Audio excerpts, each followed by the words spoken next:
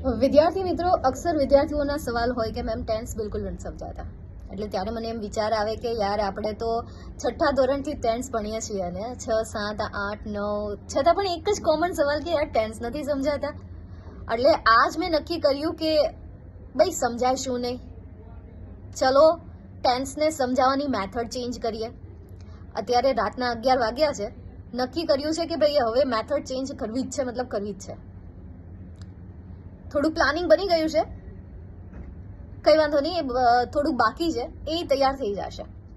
બસ તમે તૈયાર રહેજો.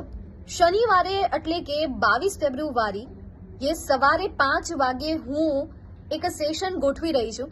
એમાં ઓલ ટેન્સ હું તમને એક અલગ મેથડથી એક્સપ્લેન કરવાની છું. હું 100% શ્યોર છું કે આ સેશન જે પણ વિદ્યાર્થી જોશે એને ટેન્સ આવડી જ જશે.